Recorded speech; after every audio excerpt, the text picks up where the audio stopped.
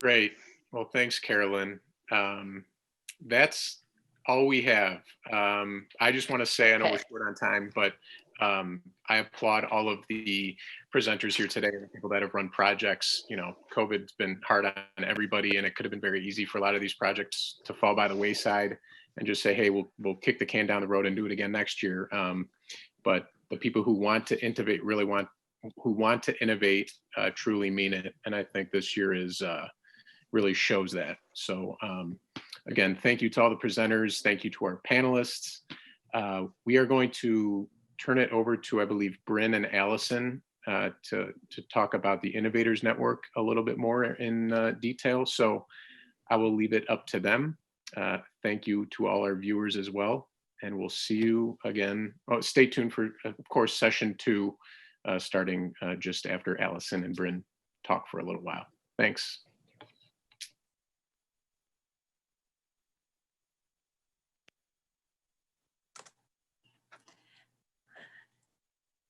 Hi, everyone. Can you hear me? Good afternoon. Let's see some thumbs up in the chat. If y'all can hear me, you're enjoying today, the final day of IEX and these tremendous demos. I am Allison Emrine, Director of Operations for the VHA Innovators Network. And I am so excited to be here with 20 plus of my favorite people, VHA employee innovators and Challenge America makers for the demos. One of my other favorite people here is, or one of my other favorite people is also here with me, whom you've already met, Bryn Cole. Hello, everybody. Hello again. I'm Bryn. I am the Director of Programming for the VHA Innovators Network, which means I'm Allison's better half. Now that you all have experienced some of the iNet demos, we wanted to take a moment today to sort of help situate the demo experience for you all, because what you're seeing today is quite remarkable. The employee innovators demoing for you today are part of iNet's Spark Seed Spread Innovation Investment and Accelerator program. And so much really of what you heard on the Enabling an Innovative Workforce panel on Tuesday is exactly what iNet is actively doing across the VA. Our mission within iNet is to empower employees to become entrepreneurs, identify frontline challenges, and then design and iterate upon human-centered solutions to solve them. And these employees do not do this alone. The power of the network is the network itself, the people, including iNet site leadership and each site's innovation specialist. Innovation specialist, if you're out there, introduce yourself and your site in the chat. Investees, if you're out there, introduce yourselves in the chat. Alumni, we are all thrilled that you're here. Allison couldn't be more right. iNet truly is a collective. We are enhanced and we're strengthened in profound ways by the incredible diversity that each individual brings to the whole. We approach our work within the network not just as colleagues aligned behind the remarkable mission of the VA, but as friends and as fellow humans. I have never met a more dedicated, creative, determined lot of folks in my life, and cannot say enough about how our innovation specialists make all of this happen. They are the boots on the ground supporting the boots on the ground. This is a role that is not easy, though many of them make it appear so. Jacks of all trades, masters of some, our specialists curate cultures of innovation at their local sites, often for other sites in their VISNs, and are almost always pairing up across thousands of miles to assist each other in solving complex problems. The demos that you hear today are possible due to the incredible amount of support and guidance that our innovation specialists provide to frontline staff. We are deeply proud of and thankful for their work. And finally, you just experienced some demos from the amazing Makeathon teams. As you heard yesterday during Challenge America, Dallas Blaney's IEX talk, and Frank mentioned it earlier as well, these VHA, IE, and Challenge America events were virtual this year. And Frank said they had 2 days, maybe in person. This these events, there's actually a whole week they had, but doing it virtually, it means that all the participants were from different places around the country. So a very different experience. The solutions you saw demoed from these teams today were designed in a week and absolutely amazing, right? So many of these solutions are now being co-designed, prototyped, and tested within iNet sites through a brand new pilot initiative we're cutely calling the greenhouse to fit with our Spark Seed Spread theme. The greenhouse provides an opportunity for the healthcare innovation community to collaborate with iNet sites throughout the country. And just like Dr. Clancy said this morning, most importantly for VA, the greenhouse puts the voice of the veteran and the VA into the innovative products of the future, some of which will inevitably be used within the VA someday. So much of what you're seeing at the Innovation Experience this week are relatively mature products and ideas. So iNet is here to remind you that these had to get their start somewhere. At some point, they were doodles on a paper, they were scribbles on some Post-its, or perhaps a flash of some remarkably bizarre thought that just came from nowhere. So many of us have them, so many of us do nothing with them, but some folks do. iNet is a place to go and foster those ideas for VA employees, to help employees test assumptions and to move from ambiguity to clarity over and over and over again. We invite you to keep all of this in mind as you turn your attention to demo session 2, which is just about to begin, led by the amazing Julie Whitney, who I hope is here. There she is. Jules, all yours. Hi. Allison, you as well. I'm going to get out of here. Well, thanks so much, Bryn. Well, I'm just delighted and honored to be able to facilitate demo session number 2 with all being presented by passionate VA employees who have all worked to improve the care and veteran experience of our patients. So as a reminder, everyone's going to have 3 minutes to present and then 3 minutes of question and answers with the panelists following the presentation. For presenters, please turn on your camera when you present and then turn it off when you're not presenting. And please watch the clock and adhere to the time schedule because we do have we want to hear from everybody. Every presentation is fabulous. So before we get started, I want to go ahead and introduce our panelists. First, you all have met our wonderful Allison Amron, who's our iNet Director of Operations. I don't see him, but I'm sure he's here. There he is. Bill Corquera is the Innovation Specialist out of Cleveland, and he'll be facilitating, along with Kaylin Essex, who is from Palo Alto.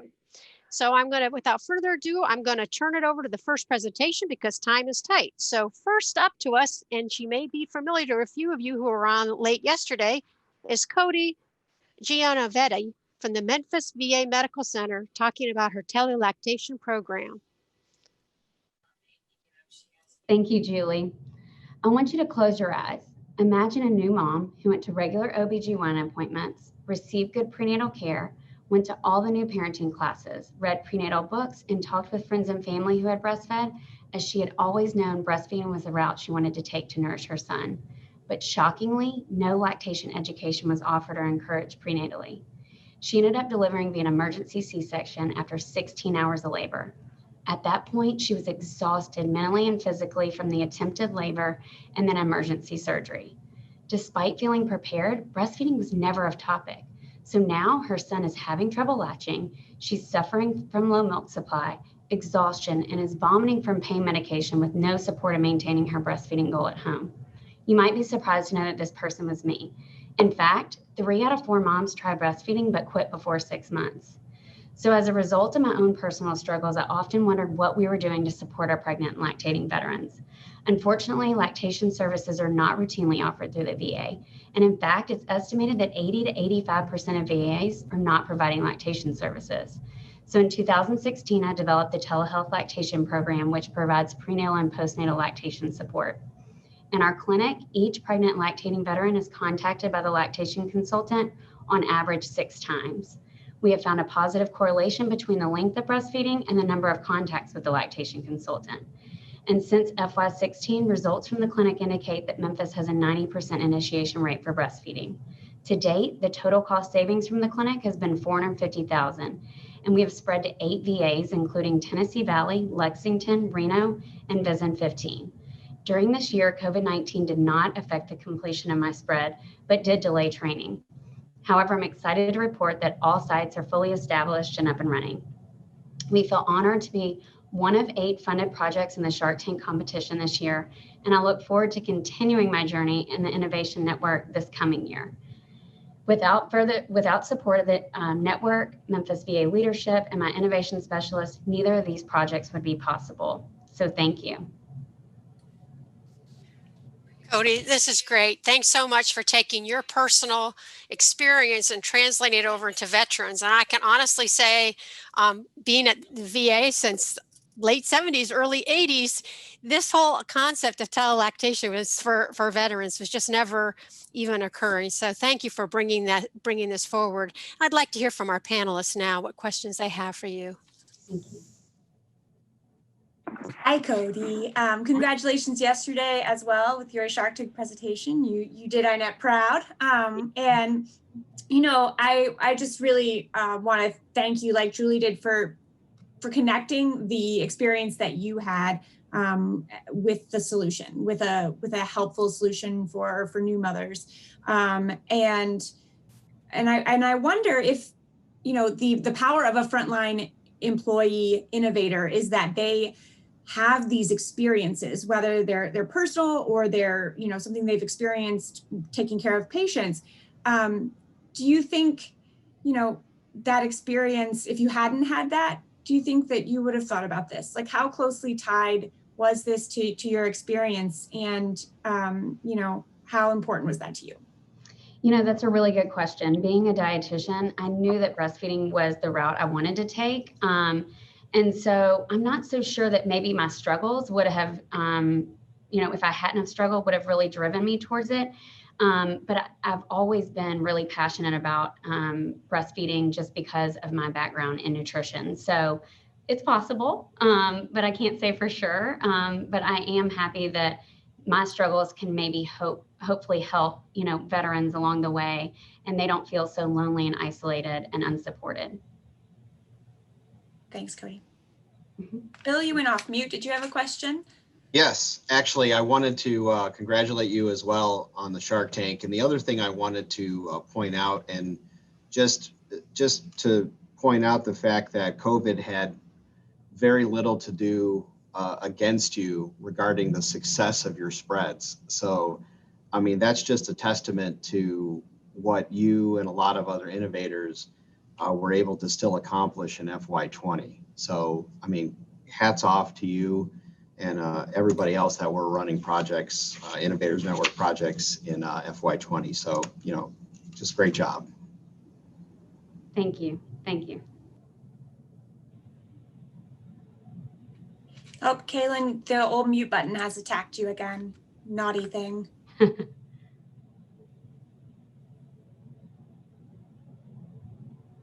Nope.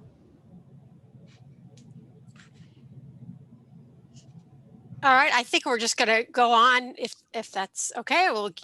We're about out of time. Our time is good. Thank you, Cody. Thank you, Cody. You're awesome again. Just as fresh next day. Okay. Up next is Billy Slater from the Minneapolis Veterans Affairs Healthcare System talking about the prosthetic sock management tool. Take it away, Billy. Okay, so let me ask you this. What do these things have in common? Plant material? A paperclip? And this pebble. Clinicians report that they have found all of these items and more inside veterans' prosthetic sockets during clinic visits. As uncomfortable as that sounds, some of our veterans with amputations have limbs with limited sensation. They may not feel what's fallen into their prosthetic socket. Damage to the skin of the residual limb can have disastrous results. Irritations can turn into wounds, Non-healing wounds can lead to infection, which lead to reamputation and more.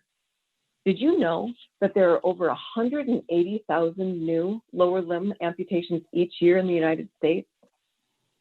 My name is Billy Slater, and I'm a research study coordinator and the innovation specialist at the Minneapolis VA Healthcare System. I'm presenting my project to you today, the Prosthetic Sock Management Tool, or PSMT. The PSMT is an instructional tool that clinicians are using with people with amputations. Many people with lower limb amputations use prosthetic socks. Think dress sock, athletic sock, or hiking sock to provide cushioning and moisture absorption inside their prosthetic socket. Fit can be adjusted by either donning or doffing some thickness of socks. It's complicated, but in short, prosthetic socks can contribute to comfortable prosthesis use. Through 3 successive years of support from the Innovators Network, the PSMT has gone from a simple sketch in my notebook to a full-fledged, professionally designed product that's being manufactured for distribution within the VA's amputation system of care.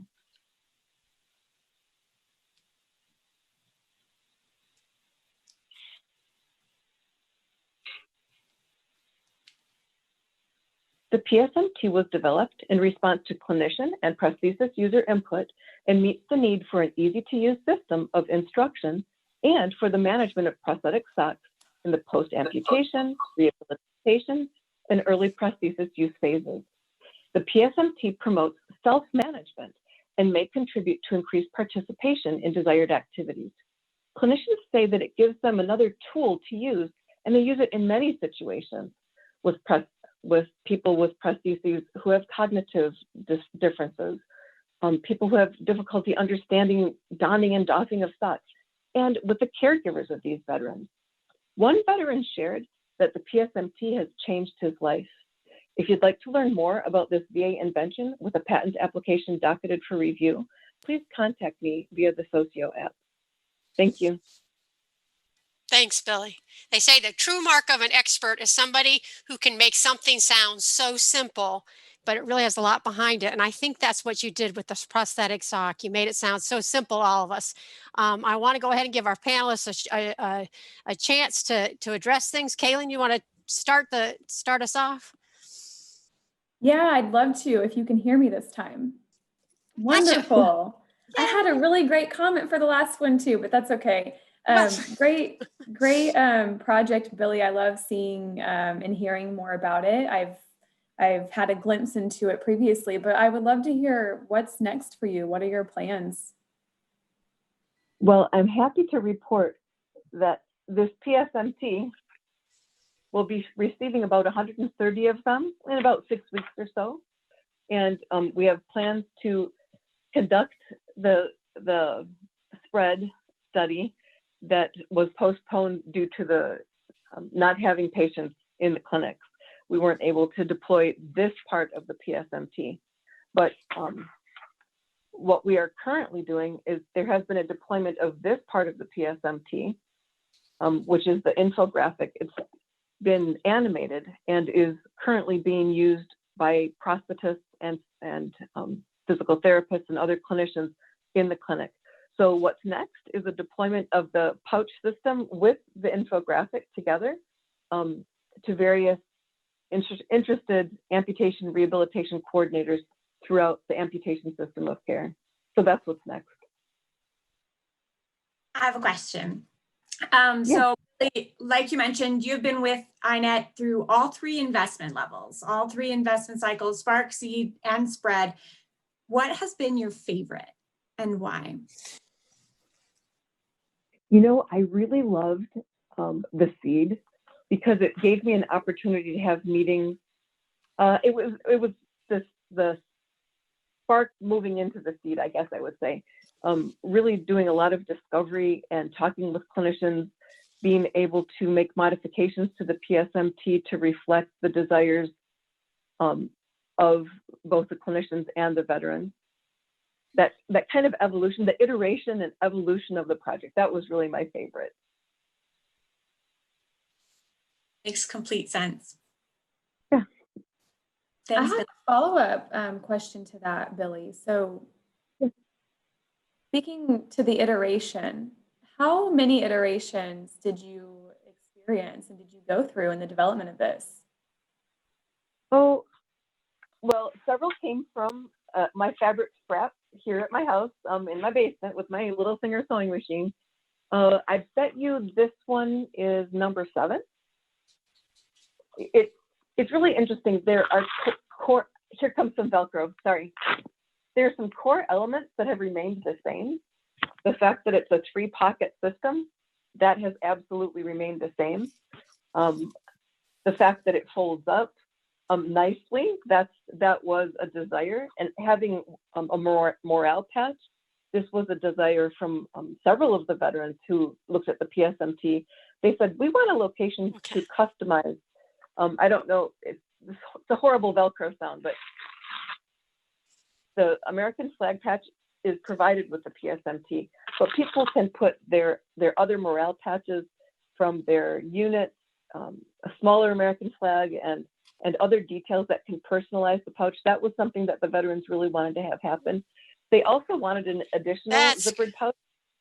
Billy, I can see your passion with this. This is just amazing. I mean, we're going to wait for the spread forward where she's going to be on QVC with this soon, because it's really got this is awesome. I really, really want to thank you for that sharing. I think we got to move on, but we'll see iteration number 8, 9, 10. Just keep on going. Keep on going. This is so awesome. Thank you. Thank you for that question. Okay. I want to keep us moving and introduce our next speaker, which is Bobby Massoud and Eric Stensgaard, again from Minneapolis, Veterans Affairs Healthcare System, and they're talking about the antimicrobial computer decision support system. Hello, everyone. My name is Eric Stensgaard, along with my colleague, Bobby Massoud at the Minneapolis VA. We support the Antimicrobial Clinical Decision Support System, known as CDSS. It is a tool within the VA's electronic health record that offers antimicrobial prescribing advice for our doctors. All recommendations within the tool are reviewed by our infectious disease physicians and takes into account local susceptibility patterns. Our doctors love the CDSS. The problem is that the doctor must be signed on to our electronic health record in order to use the tool. Our innovative idea was to provide the CDSS as a mobile app, so it is available when and where the doctor needs it, as an app on their phone. There have been over 170 downloads of the app at the Minneapolis VA. Picture this. Bobby is a resident doctor at the Minneapolis VA, and she has a patient with a bite wound in the emergency department. Hi, Dr. Stensgaard. Hi, Bobby. How's your residency going? You seem to be in quite a hurry. I just got a page from the emergency department about a veteran with a dog bite on his hand. They need recommendations for antimicrobial therapy. So I need to log on to our electronic health record to see what our CDSS tool recommends. The nursing unit is very busy today, and I can't find an open computer. Well, Bobby, did you know there's an app for that? For real? There's an app for that? Yes, the CDSS app. I have it here on my phone. Let's see what they recommend as antimicrobial therapy for dog bites. Here's the main menu of the CDSS MicroGuide app. From here, we can navigate to any infectious disease. For this indication, select soft tissue, then bite wounds, and we can see that the preferred treatment of dog bite is augmentin. Well, ED reported a penicillin allergy. Any guidance on that? Yes, for penicillin allergy, use moxifloxacin. Also reminds us to assess risk for rabies and last tetanus shot. Oh, and don't forget to recommend OrthoConsult for a hand wound. Well, good reminder about the tetanus, but the dog is a family pet. The bite happened during a friendly game of tug of war, so we don't have to worry about the rabies. Friendly. Anyway, as a resident, you should get the CDSS app on your smartphone. The app on my phone will be a great resource to have for rounding at the bedside and on call for evenings and weekends. It is such a hassle to have to sign into the computer when you get paged by the hospital, especially if you're out running errands. We have received great feedback on the app from our doctors. They love the convenience and it's easy to use. Well, awesome. Well, got to run and call the emergency department back. So Moxie, tetanus, and OrthoConsult. Oh, and no more tug of war with Bruno. Thanks for the help. No problem. Please tell your fellow residents about the app and contact us at the Minneapolis VA if they are interested. Bye. Bye. Wow. Thank you. That's so great that there's an app for that. Panelists? So my biggest question is what's next? We would love to apply for a spread grant and spread it at least in our VISN 23. As you know, the animal microbial susceptibilities differ between different hospitals. So our CDSS is shared throughout VISN 23, but we want to customize it for those things that need to be customized for each of the sites. So as a follow-up question, so you say it's different from hospital to hospital. Do you imagine that there's going to be any difficulty once you cross over VISN lines? Well, right now, Eric and I support VISN 23, the computer decision support system for antibiotics. And that has been in development for over 15 years, and that resides in our electronic health record. So we found a commercial app, the MicroGuide, and was able to package our content that had been developed over 15 years and put it in the guide. And I should probably go back, you know, some things are treated the same, really depends on the infectious disease, but there is some resistance patterns that we do have to take into account. But no, since we take care of the electronic health record tool, it is just really uploading it into the app. Yeah, and I should add that we have all of our content very well cataloged by now, and we've found ways to identify areas that need local input. So I think because of that, we were able to really scale up our project to other sites. Okay, great. Thank you. I have a question. Go ahead, Kaylin. I'm sorry if I interrupted. Oh, you're good. What kind of feedback have you received from providers using this app and this tool? Our doctors love the CDSS. So we have received great feedback. The app is, we can actually use color, something that we cannot do in our CPRS, electronic health record. Also, it's very easy to navigate. And so we have received fantastic feedback. Also, we have one site in VISN 23 that does not use the electronic health record tool. So we have physicians there that actually use the app, and we have fantastic feedback. And we actually got it funded from our site this year. So we're excited about that. Glad to hear it. My question very quick. How many users have you had on your site so far, at your site in Minneapolis? Well, we had 170 downloads of the app. So that means 170 people have actually downloaded the app. And then each time we update it, then they download it again. But this is actually 170 registered users. So our physicians at Minneapolis, but we also have some of the VISN pharmacists actually upload it, and they recommend it to their residents, especially the pharmacist residents. But over 170, so it's a lot. Awesome. Thank you both. Thank you. All right. Thank you, Eric and Bobby. That is just fabulous. Thank you. We look forward to it being deployed more system-wide. Okay, next up, we have April Conway from the VA St. Louis Healthcare System to talk to us about spinal cord injury, sexual health, and fertility, an interdisciplinary approach. Thank you, Julie. So as she said, I'm a nurse practitioner at the St. Louis VA Spinal Cord Injury Center.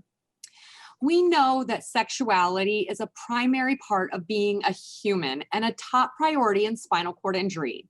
However, a significant deficit exists when providing sexual health services for spinal cord injury, especially in the rehab setting, due to decreased education on the topic and decreased confidence in discussing this topic of well-being.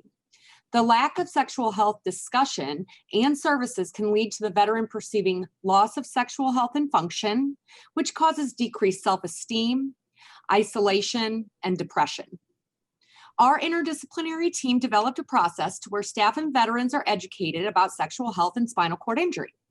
We identified multiple resources for our veterans and collaborate with veterans, partners, and our SCI interdisciplinary team to develop individualized treatment plans, allowing them to know that they can experience the full range of intimacy and connectedness with others and pursue their family planning goals. We have successfully developed a process so we can address a variety of sexual health concerns for veterans with spinal cord injury. Let me tell you about just a few. We had a 19-year-old newly injured male who was worried about ever getting a girlfriend again, getting married, having children. We can provide him the education and resources to plan for a family of his choosing. A 40-year-old paraplegic who is married but no children. He's recently adopted 2 beautiful girls, but is looking for other options of fertility, which we now can provide since we do have the resources. And the 51-year-old female that was concerned about how she was going to have sex with her husband after her spinal cord injury.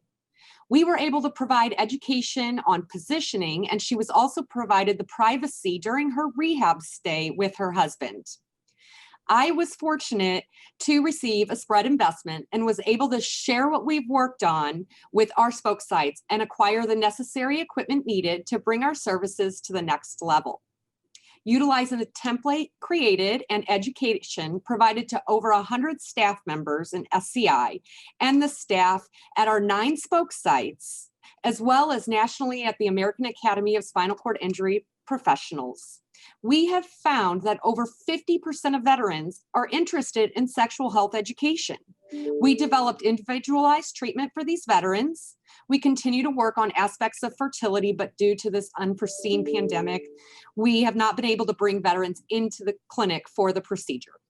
St. Louis Spinal Cord Injury is a hub to spokes, and we have the opportunity to provide sexual health services to multiple veterans and even to other SCI centers. We strive to be the SCI Center of Excellence and provide our veterans with whole person care. Thank you.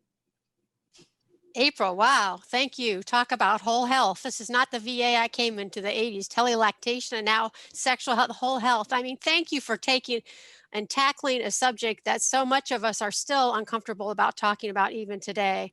So thank you. And with that, I'd like to hear what those panelists thoughts they have. Yeah, thanks, April. And I don't know if you remember this, but I met you almost 2 years ago at a local demo day in St. Louis, put on by your innovation specialist. And your stories made me cry. And I was like, I want to work with this woman so much. Can you tell us any more of the feedback or any more of the stories that have made it, the experiences that have made a difference in these veterans' lives?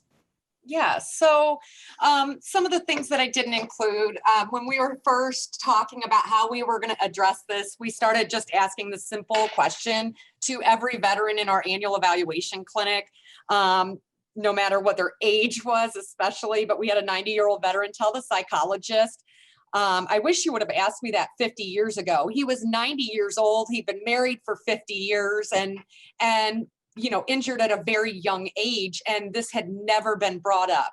So, and now that we know with the literature reviews and research that this is a top priority, how horrible was that of us that we didn't serve these veterans all that time?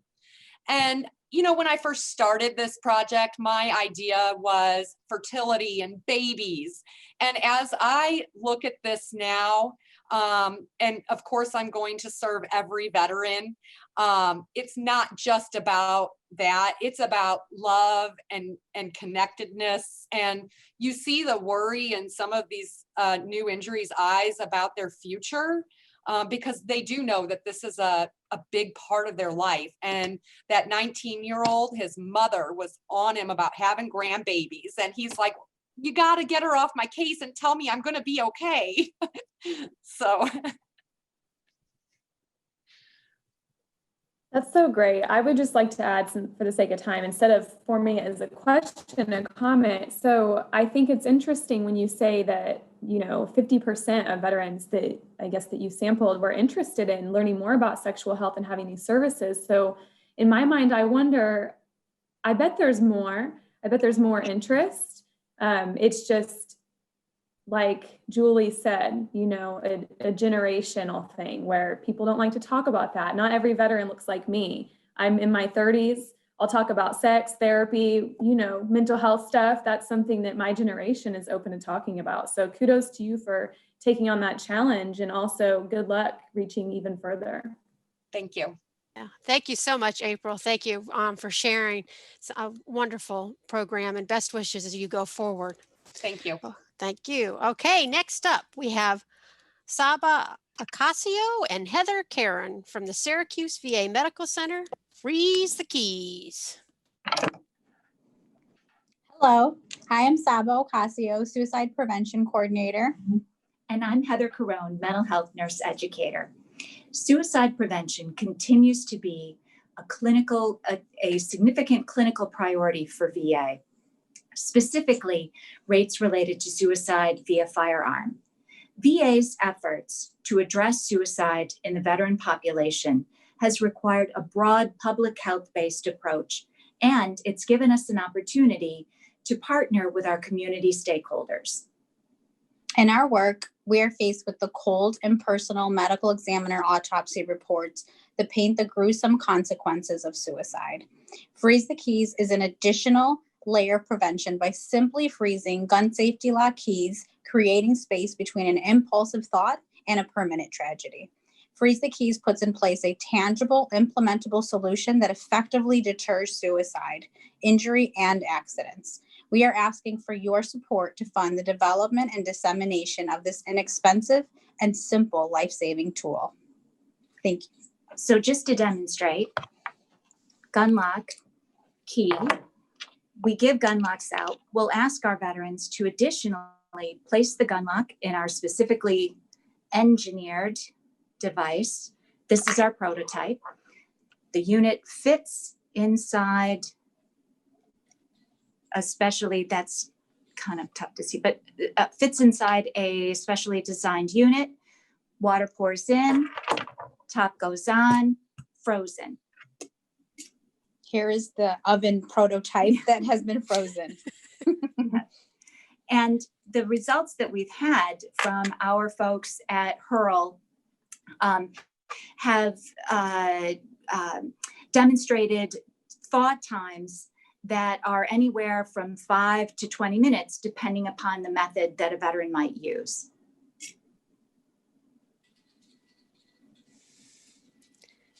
That's excellent. Simple, but elegant and effective. Panelist?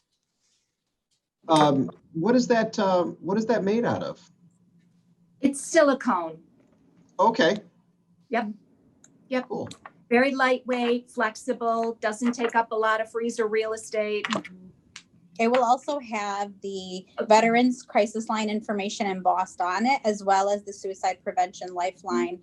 Given we really would like to work with our public health, our stakeholders in the community who have really shared their interest in this, and they're eagerly waiting for us to have more prototypes to distribute to their communities and families as well. So there's a lot of interest that we've gained from this. Yeah, the phone numbers and like the website information are really, really great additions, because I could see just reaching for that and going and having those second thoughts. And yeah, that's really great additions. Great job. Thank you. Thank you. There's also a keychain where you can place photos of your children or loved ones, and that can be changed depending on the relationship if that is broken. And we really wanted to have an opportunity to include the photos as well. What great touches, like Bill said with the phone numbers, but that made me smile when you have the keychain on there with the photos and encourage them to put pictures of their family members. I'm curious, have you gotten, or do you expect you might get any resistance from veterans who will think, well, what if I want quicker access to my weapons, you know, for emergency situations or self-defense and things like that? I'm curious what your thoughts are. Yes. Firearm ownership is a hot topic, of course, across the United States. And we've discussed this and received feedback from veterans. And that is the number one rebuttal. You know, what if I want to obtain my firearm quickly for home self-defense? And we really emphasize to the veterans that this is intended to be a very temporary solution, given that the research shows the highest level of acuity is very time limited. So oftentimes we will kind of bargain with veterans and say, why not try this for 30 days, 60 days, 90 days? Our high-risk flag protocol is evidence-based practice, and that's based on a 90-day window. And so we would essentially be asking that someone do this temporarily, as the rates of suicide are much higher than the rates of home invasion. Absolutely, that's really great, and it's such a great argument too to help encourage them, and especially if you're working with veterans and trying to encourage them to use it, who have shown or exhibited signs or have expressed that they're might go in that direction. So it's totally worth it. Yeah, and it helps them realize that we are not against firearms. We're not anti-gun, we're anti-suicide, and that really is our mission. Wow, that's a wonderful way to wrap that up. Anti-suicide. Thank you for taking that initiative and making this simple thing and bringing out and getting this dialogue going. Excellent job. All right, next up, thank you. Next up, we now have Tiffany Lang representing the Tuscaloosa VA Medical Center for Trans-Affirmative Narrative Exposure Therapy. Hello, everyone. My name is Dr. Tiffany Lang. I'm a psychologist and LGBT veteran program manager. For the past several years, I've built a strong collaborative relationship with Dr. Michelle Hilgeman and April Jones at the Tuscaloosa VA. While some of you may know us for our Pride in All Who Served project, I'm here today to tell you about a new innovative idea that grew from our earlier work and ongoing partnership. Compared to the civilian population, transgender people are twice as likely to have served in the military. Yet, many VA clinicians report a lack of familiarity and experience working with transgender veterans. This is a concern because transgender veterans are at an increased risk for discrimination, PTSD, suicide, and other healthcare disparities.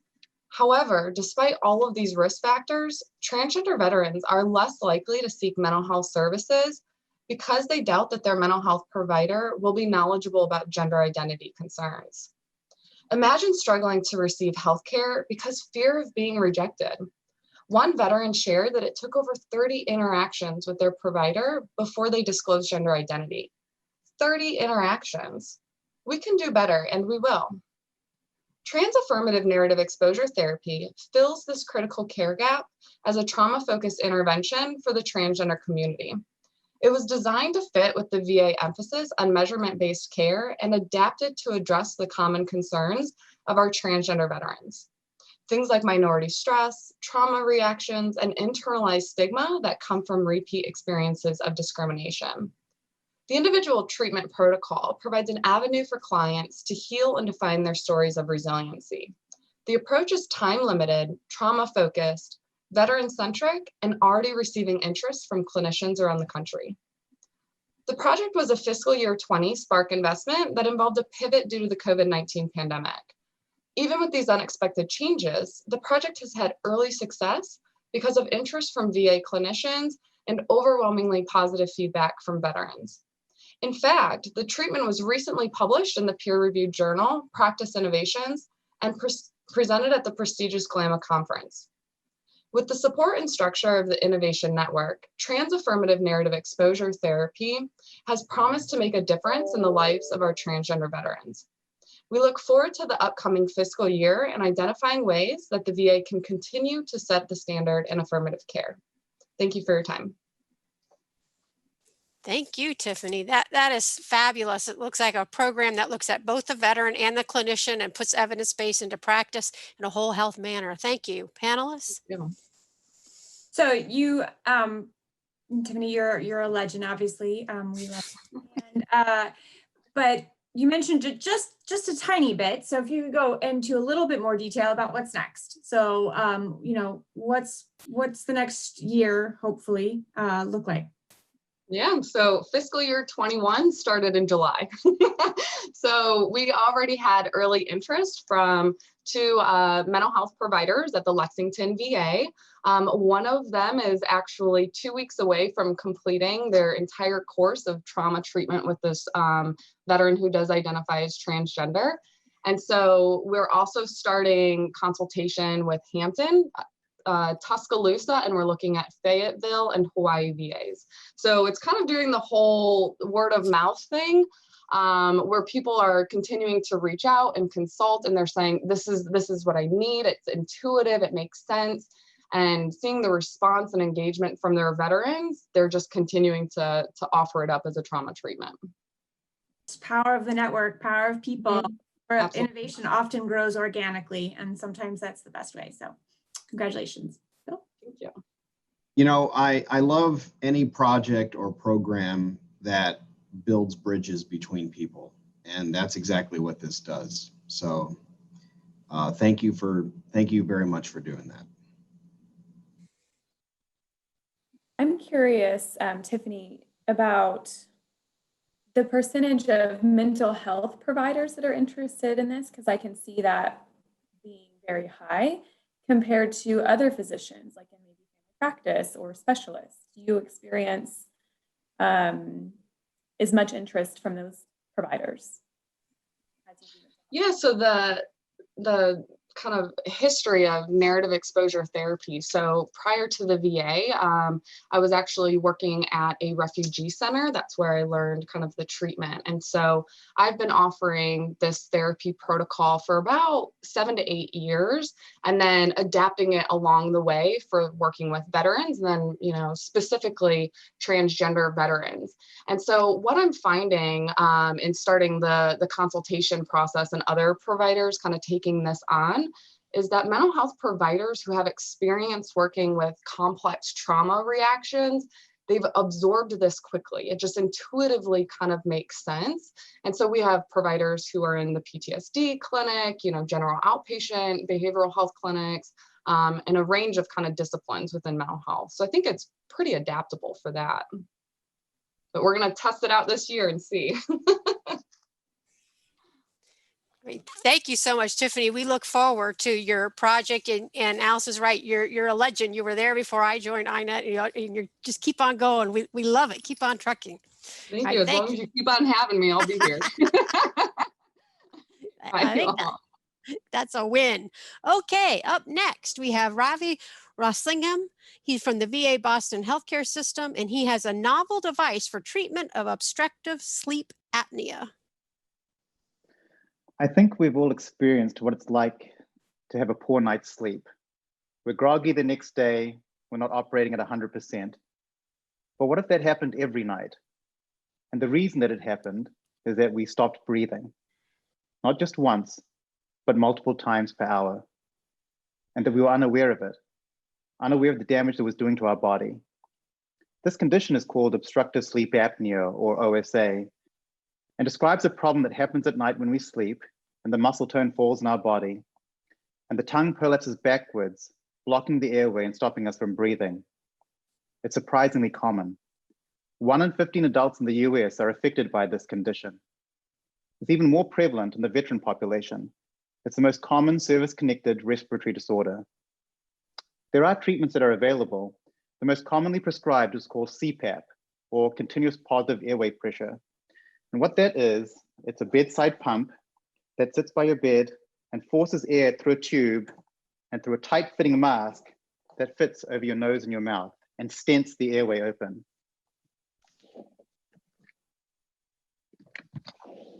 As you can imagine, it's uncomfortable. 48% of veterans don't tolerate this device for more than a few months. As one of our veteran patients told us, it's not designed for a human. So our approach was to develop a device that not only treated these breathing obstructions, but was comfortable enough for a patient to use on a nightly basis, something that's necessary to treat a chronic illness. We leveraged advances that have been made in orthodontia that have created retainers that are so comfortable, people forget that they're wearing them. And we also introduced intraoral suction to stabilize the position of the tongue. This is an example of our most recent prototype. It's created using a high-quality digital intraoral scan that's then 3D printed using biocompatible materials, and it's customized for the patient. On the undersurface is a perforated chamber that directs suction towards the tongue, stabilizing its position. It's connected via a small tube to a microsuction pump that's small enough to be a wearable. We've tested this device in healthy volunteers and found that it does stabilize the tongue while awake and during sleep, and that it's comfortable. And our next step is to test this in patients with OSA. Our mission is to create a device that is human-centered and provides patients with OSA agency over their condition. We're looking for interested clinical partners and funding agencies to support our goals. Everyone deserves a better night's sleep. Thank you very much. Ravi, it just blows me away. Your expertise in an area that's maybe it's not your clinical, and you've just embraced it so much, and you've pulled in different people. And I could say, as an old ICU nurse, I actually do. I don't know why I was a volunteer for a CPAP machine and had it on me for about 5 seconds and thought I was going to just get blown away. So any alternative, I can see where it's so pressing, and the way that you have just taken this on and embraced it and gone so far. I remember meeting you at demo day, and it was just an idea, and it's just fabulous. It's a power, your power, and the power of the network has just been really impressive. So thank you. Thank you very much. To Julie's point, actually, I know that you had a big team that you worked with, and we talk often about diverse perspectives in innovation and delivering more together. So tell us a little bit about your team. So this project was conceived as part of a collaboration with MIT here, a local university, and it's a Catalyst program to try and innovate where we find important health needs need to be solved. And one of the beauties of the program that I think is echoed in the VHA Innovators Network is that it brings together people with a diversity of experience. So people who you wouldn't imagine to collaborate with.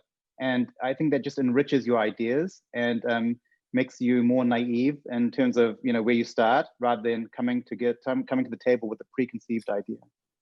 Mm-hmm. Ravi, what are you looking for in a clinical partner?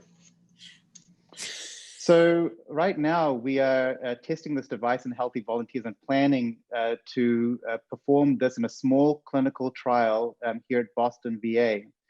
But obviously we would like to have a diversity of patient populations test this device. And also we want to engage stakeholders. So other clinicians who look after patients, who are aware of the limitations of current devices and can provide us some feedback as to how our device performs and what might be the critical features that we need to consider. Great. I find this device to be very exciting. I mean, imagine the limitations that would be lifted if someone could transition from a CPAP machine to this. There could be opportunity to travel, whereas they probably don't do that because of the machine. I know we're not here to make millions, but this would imagine all the partners that have people that are partnered with people who have CPAP machines. I bet they would line up out the door to pay whatever amount of money for this kind of thing. So good for you. Great idea. Thank you. And I think poor sleep is something that we accommodate. So I think patients just put up with not being treated, unfortunately. We can't thank you enough, and we look so forward to what you and your team comes up with in the future. So we'll be seeing you here next year or on the Shark Tank the year after that for sure. Thank you. Thank you very much. Thank you. All right, next up we have Eli Kaufman from the VA Puget Sound Healthcare System with his Mobile Ops program.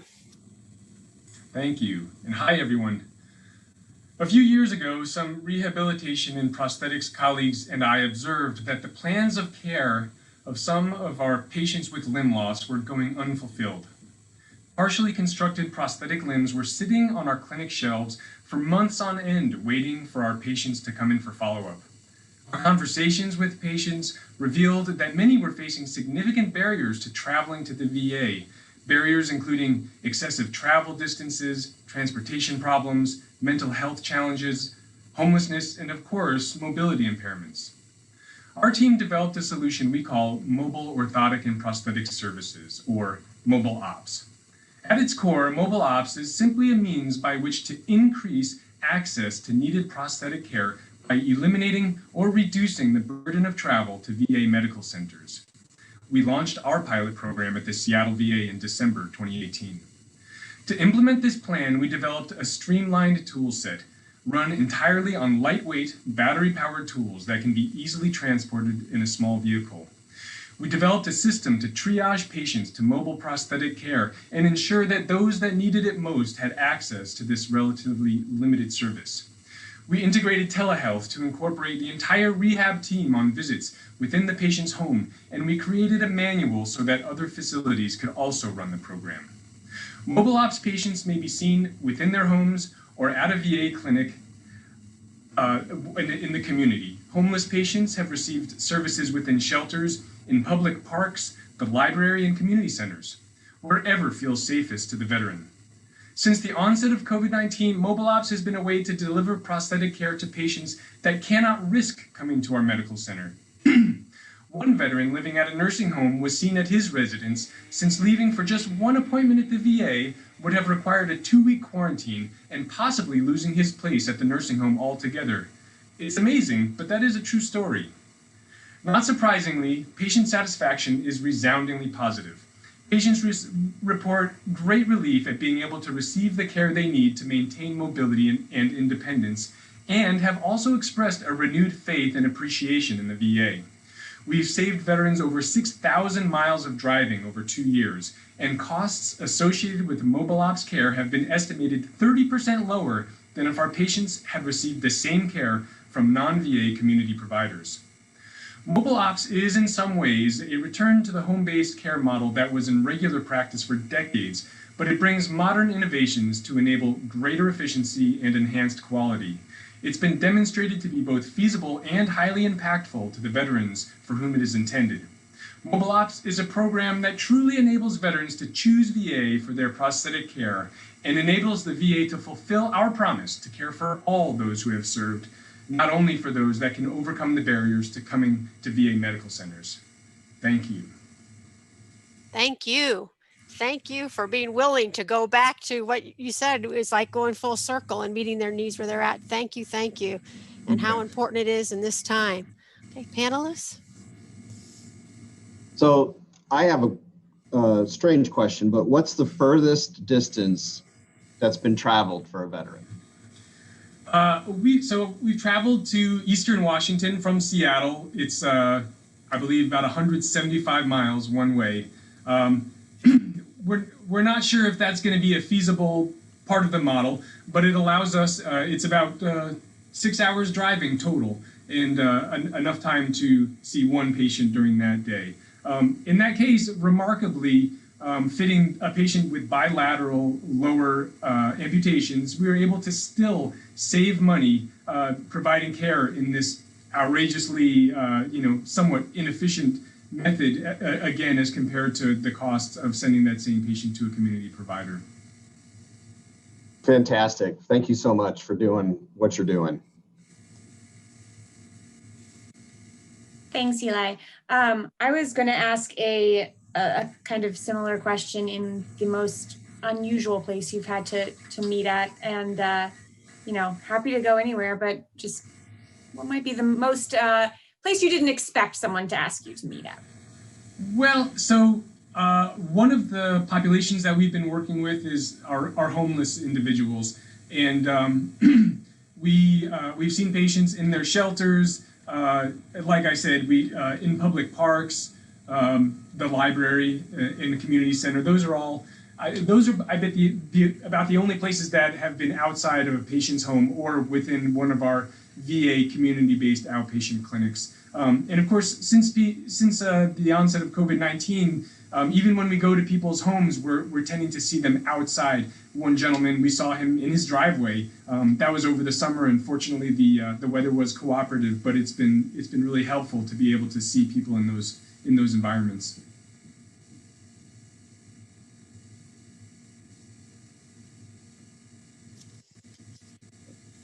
Thank you again, Caitlin. I might add that seeing patients in their home environments allows us to customize the care in a way that we're not always able to in the clinic. And a great example I like to use is one patient who lives out in the forest, and his house is set up on a hillside so that he has a steep gravel driveway.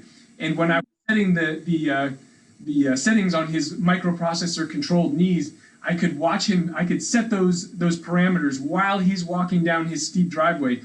You know, something that we can't replicate in the clinic. And so the level of personalization is so great when we do it in the home of the person we're working with. And so that's one of the other amazing benefits of this type of service. Well, thank you. Thanks, Eli.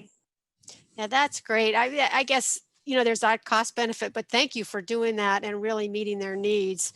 Saying that, we really appreciate it. And we look forward to your continued journey and see how we can expand that. Thank you. Great. Thank you. Thank you. All right. Up next, we have Barry Peterson from the VA Sierra Nevada Healthcare System talking about virtual reality for employee education. Hi, Barry. Thank you. The other day, I got to watch a virtual reality session through the eyes of the user. She was watching windows, standing on a firm scaffolding, a mere 23 floors off the ground. I admired the view. I mean, you could look around, you could look down. It was a little scary, but hey. Then the railing on the scaffolding dropped. And just like that, I had to push back from my desk and shake my head. I was like, what just happened? I mean, maybe VR can make you feel like you're actually there. I'm Barry Peterson, and I'm an education program specialist at the VA Medical Center here in Reno, Nevada, where part of my job is to teach classes with employees to deal with intimidating situations at work. And maybe our class are not about washing skyscraper windows, but there are plenty of intimidating situations in our workplace.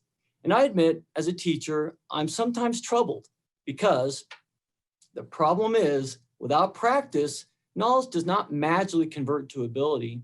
And without enough reinforcement, abilities are not reliable in high-stress situations.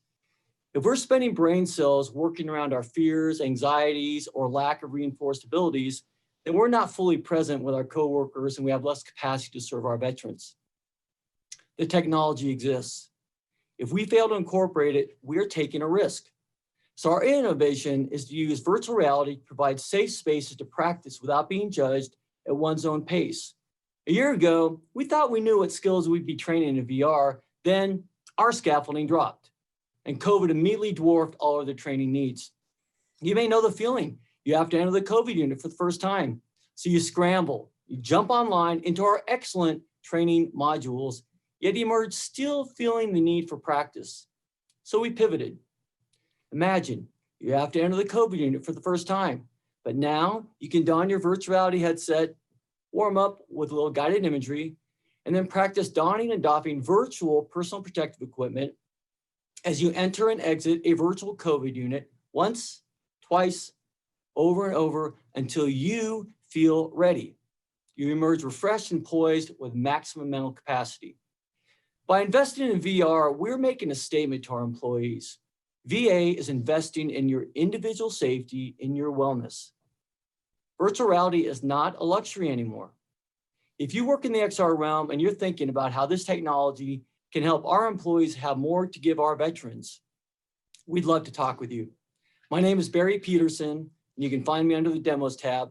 Thank you. Wow. Thank you, Barry. Thank you for pushing this envelope. I love how you said sometimes the biggest risk is not taking a risk and making a change. So thank you for trying to push our employee education to a new area.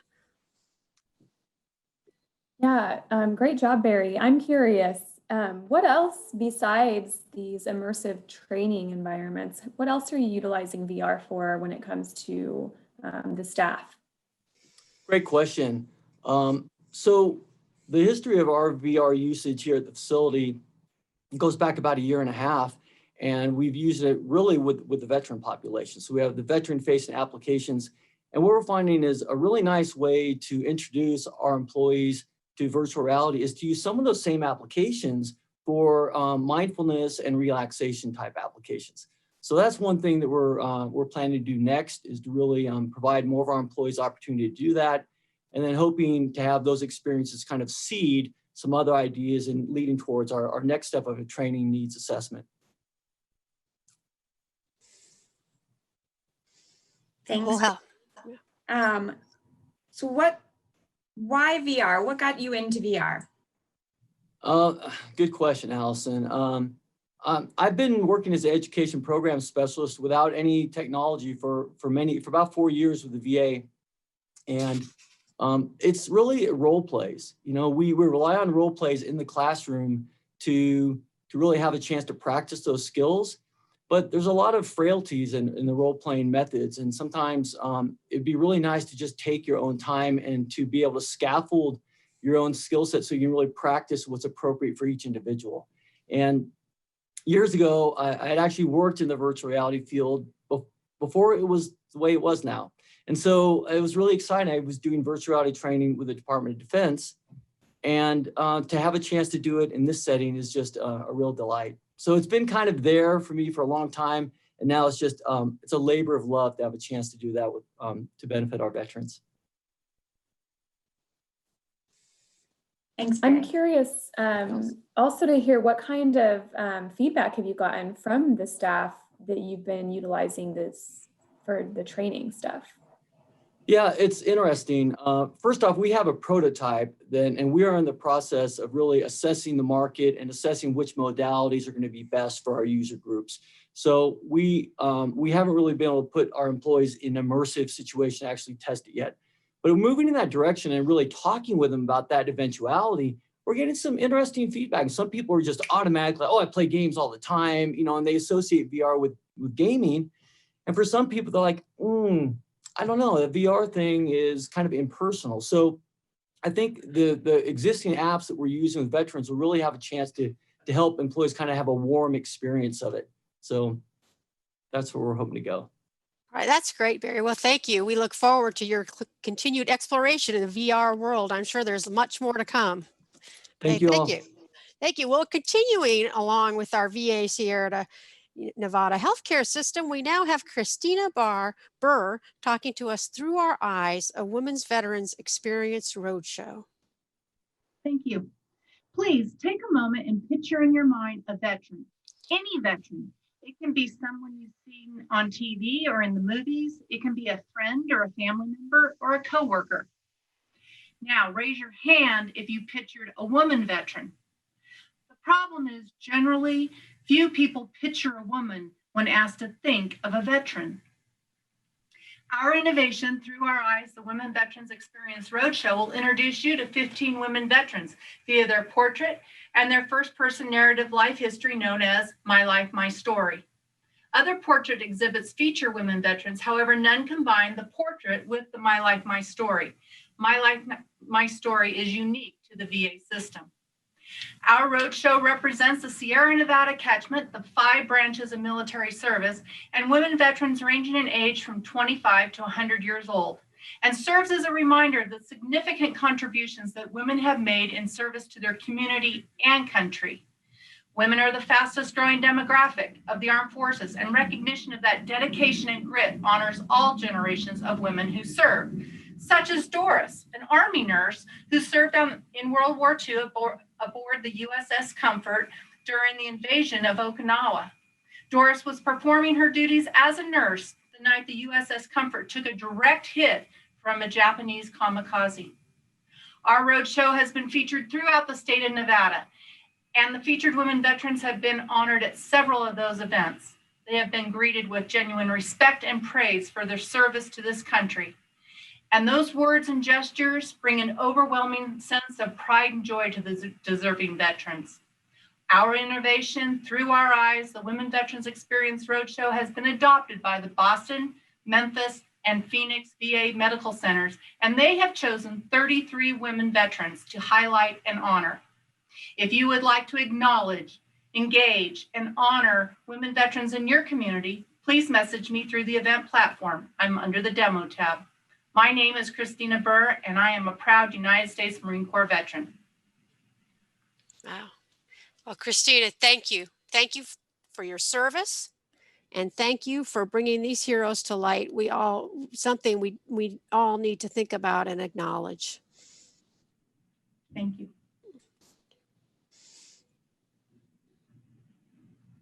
I was just going to give the first question to one of the 2 veterans we have with us today. So go ahead, Bill. So you've spread to a few sites. What's next on your agenda, Christina? So we're going to continue to broaden our group of ladies. We're going to go from 15 to 20. And the Cincinnati VA Medical Center has also picked up, they're going to start a seed themselves. So we're just hoping that the more we get the word out, the more people will be interested in this program. You'll probably be hearing from Cleveland here shortly as well. Thank you. I can tell when Bill gets his thinking cap on and he wants something at his site because he starts. Yeah, steaming smoke around starts coming from my his eyes. ears.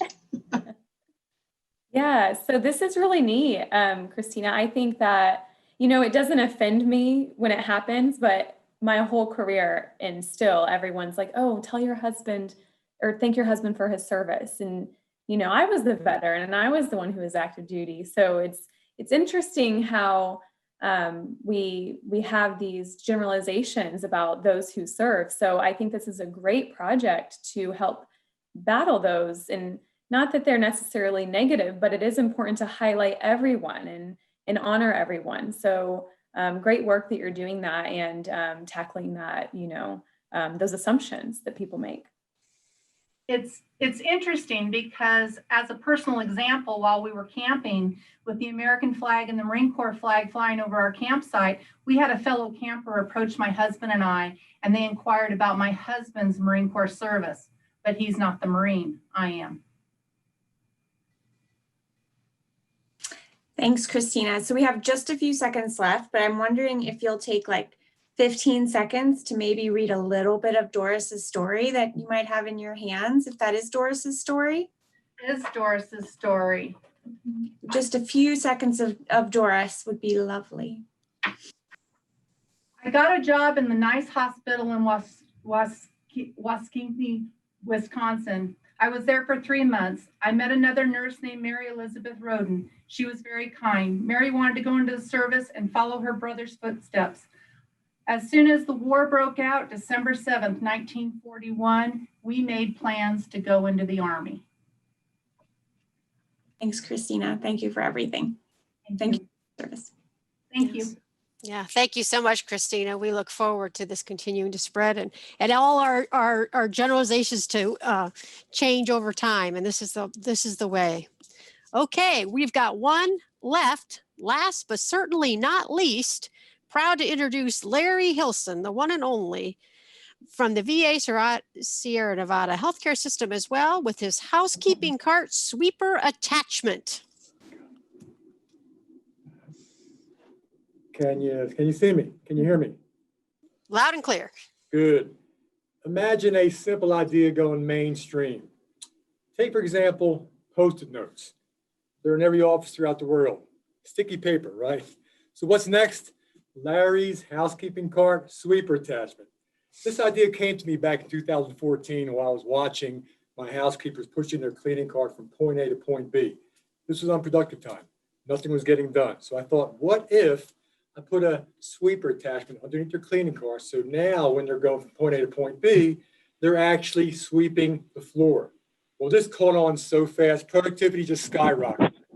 Thanks to Allison and Bryn and our VA Innovators Network, I'm already at 11 VAs, but we're not stopping there. I have 145 more VAs to go.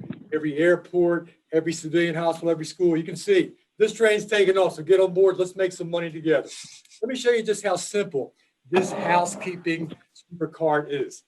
$65 at any hardware store. It's a drawer slide. Slides in and out for easy access. It's mounted to some angle iron and a squeegee. And then we wrap around this white sticky device. And this is what attracts the dust, dirt, and debris. And we know with the coronavirus that it's spread through droplets in the air. The droplets eventually make their way to the floor, sticking to dust, dirt, and debris. That is what my unit attracts. To change it out, to change this white sticky cloth is only 45 seconds. To change out, the cost of it is only $1. $1 a day will keep the Joint Commission away. So you can see this innovation, low cost, low tech, provides a big impact. But I can still see a few of you out there in Zoom land that you're kind of leery. Larry, Does this thing really work? Is it the gimmick? Here today, going tomorrow? No, it's here today, here to stay. Let me show you the money. Here is a clean sticky cloth. Here's one after about 4 hours of use, covering about 1.5 miles. Here's another one about 5 hours into their shift, covering about 1.5 miles. You're probably saying, Larry, that renal hospital is disgusting. No, my renal hospital is one of the cleaner VAs in the country. But when you have hundreds, thousands of people coming in your hospital, that's what they bring in every day. And that's what my sweeper attachment attracts. So you're probably saying, where do I get this sweeper attachment? Who do I call? Well, you don't call Ghostbusters. They're out of business. You're going to call Larry from Reno. And for the first person who calls me, I'm going to send you this sweeper attachment so you can be on your way to having a clean, infection-free hospital. So I close my pitch. I do have one question to ask you. Is Larry sweeper attachment a yes, or is it a hell yes? I'm Larry Hilson. I'm a VA innovator. Thank you. Oh, all right, Larry, I'll take 30. I'll take 30. Anybody want to up me? I'm taking orders right now. Okay, you got it. You got a discount. Larry, I buy some, but I was one of the 11, so never mind. I already have it. So I do want have more. One thing I always kid people like Johnny Cash. I'm in everywhere, man. I'm in Asheville, Cleveland, Memphis, Des Moines, Pittsburgh, Little Rock, Biloxi, San Diego, Lexington, Reno. I'm in everywhere, man. So we're spreading. You know, I've been to Reno and it is very clean. So you gotta trust Larry here. And Larry's been with the network for many years, and you never fail to bring a smile and a bit of sparkling clean to demo day and to the facility. So thank you, Larry. Can you, just for folks that haven't seen this attachment on the cart, can you explain a little bit of how it attaches, like what it looks like on the cart and how simple it is? Because it's super. Imagine a housekeeping cart, and it's right in the middle of the housekeeping cart on the bottom. And it is actually, it's flush on both sides, so there's no trip hazard. And if you could see, there's a little hook that the housekeeper pulls out the device to actually change the sticky cloth. And it takes about 4 to 5 hours to install on the bottom of the cart, but once you get a few, that timeline really drops down. So no trip hazard, easy to access, 45 minutes to change out. And as I said, just $1 per change out. We got to keep that Joint Commission away, right?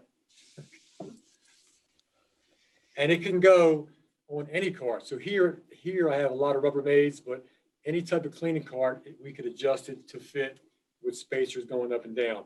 And actually I thought, and it's so much to do, it can go on maintenance carts. In the VA hospitals, you see mechanics pushing their carts, you see carpenters pushing their carts, you see logistics people pushing their carts. So it can branch out significantly.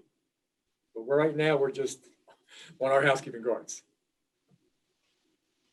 Yeah, I'm glad you asked that question, Allison, because I wasn't quite visualizing it yet. So thank you for that explanation, Larry. Also, thank you for your energy. And that's what I was thinking. I was wondering, well, can it only go on a housekeeping cart, or can this go on the undercarriage of any surface or any item? Exactly. It can go under anything that's kind of close to the ground. And we have adjustable spacers to make it happen like that. So yeah, that's great that it's very flexible. Yes, ma'am.